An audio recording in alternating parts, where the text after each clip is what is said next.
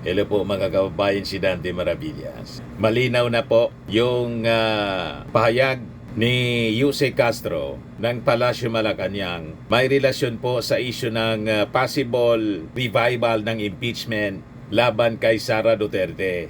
Ang sabi ni Jose Castro, ang ating Pangulong Bongbong Marcos won't interfere sa anumang impeachment complaint na planong isampa laban kay Sara Duterte once naglaps yung 1-year bar sa pag-file mga kababayan ng impeachment complaint sa Vice Presidente.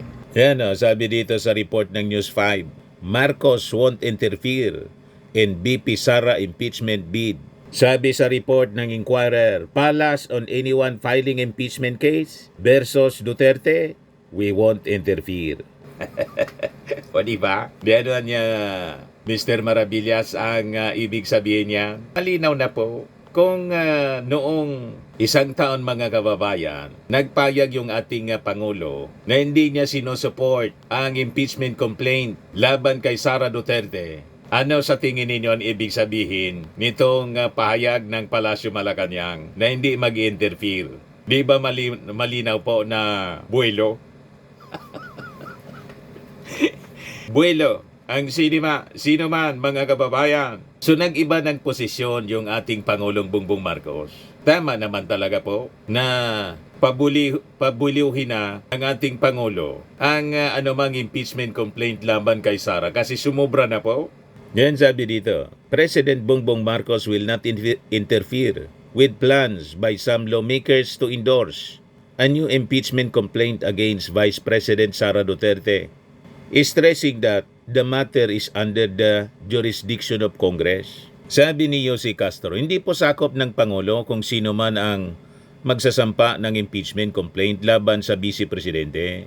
Sa press briefing mga kababayan kanina, sabi ni Jose Castro, whatever happens niya regarding impeachment, that is within the jurisdiction of Congress. And if anyone files that case, the President will not interfere. But again, we will repeat this. The President wants those who should be held accountable to be held accountable. Di ba malinaw na? Maliwanag pa sa sikat ng araw na ang gustong ipahiwatig mga kababayan ng Palasyo Malacanang ang posisyon ngayon ng ating Pangulong Bongbong Marcos. Ang dapat na mga opisyal na may accountability, may pananagutan po kasi nakagawa ng mga kabuktutan sa gobyerno, dapat po na managot. Di ba? Iba ito mga kababayan sa naging posisyon noon ng ating Pangulong Bongbong Marcos. Pakinggan natin mga kababayan yung naging payag ni Jose Castro sa pagtatanong po ni Eden Santos ng Net25. Yusek, good afternoon po. May impeachment complaint po na i-refile ng mga complainant at willing po yung Makabayan Black sa Kamara na i-endorse ito. Ano po ang reaksyon dito ng Pangulo since bago matapos ang taon ay nananawagan siya ng muli ng pagkakaisa para sa pag-unlad ng ating bansa. Ito po ba ay sa tingin ninyo makakatulong para dun sa hangarin ng administrasyon na unity at prosperity? Ang pagsasampa po ng impeachment complaint ng anumang grupo ay hindi po ito sakop ng Pangulo. Sa kasalukuyan ay wala po na pag-uusapan sa anumang meeting ang patungkol sa impeachment laban kay Vice Presidente. Pero ang tugon ng Pangulo sa lahat, ito po'y para sa lahat. Ang dapat managot ay dapat managot. Hindi po magkakaroon ng pagkakaisa kung may naiiwang issue na dapat na sagutin. So sa ngayon muli, hindi po sakop ng Pangulo kung sino man po ang magsasampa ng impeachment complaint laban sa Vice Presidente. Di ba malinaw yung paiwatig? Ang dapat na managot ay dapat managot. So hindi ko kontrahin ng ating Pangulong Bongbong Marcos. Kung noon kinontra ng ating Pangulo, diniscourage niya eh.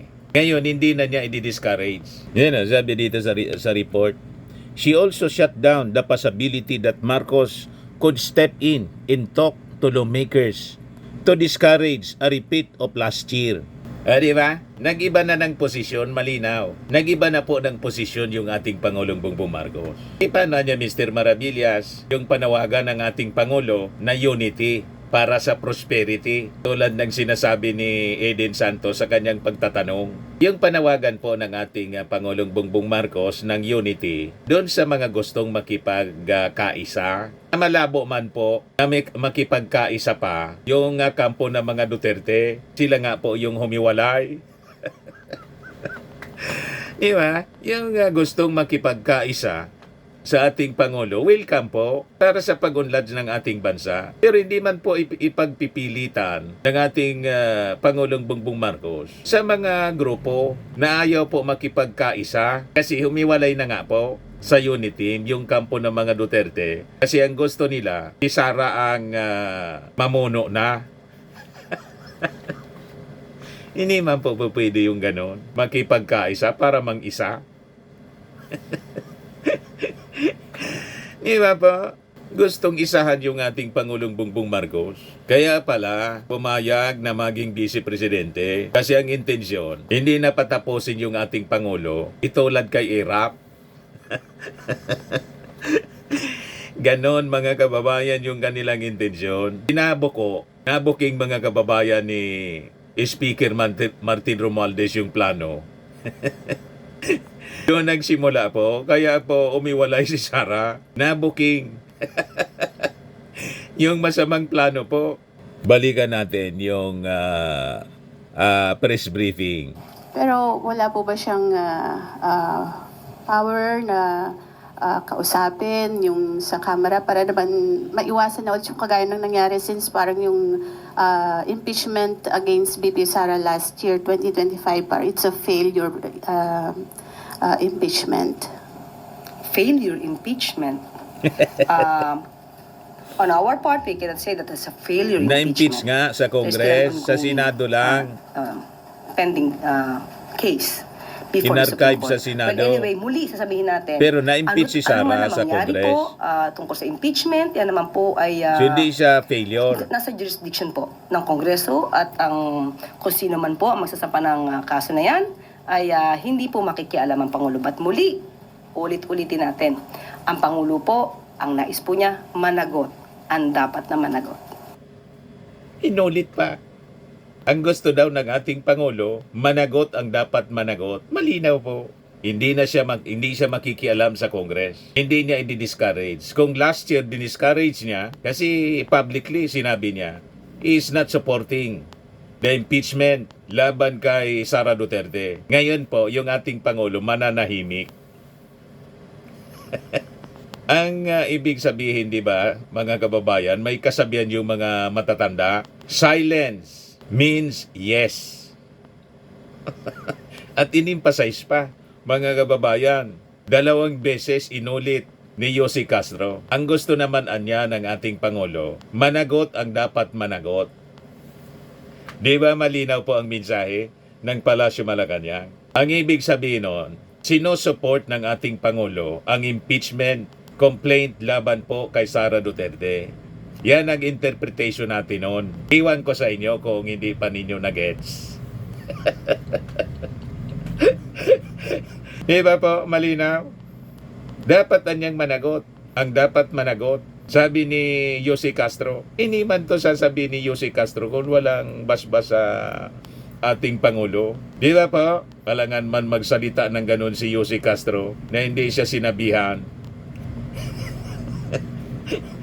Ang mga secretaries and undersecretaries, mga kababayan, alter ego, the other self ng ating Pangulo. Di ba po? So malinaw ang mensahe. Managot ang dapat managot. Kasama doon, mga kababayan, si Sara. So hindi i-discourage ng ating Pangulo. Pag hindi i-discourage ng ating Pangulo, ang ibig sabihin niyan, ini-encourage.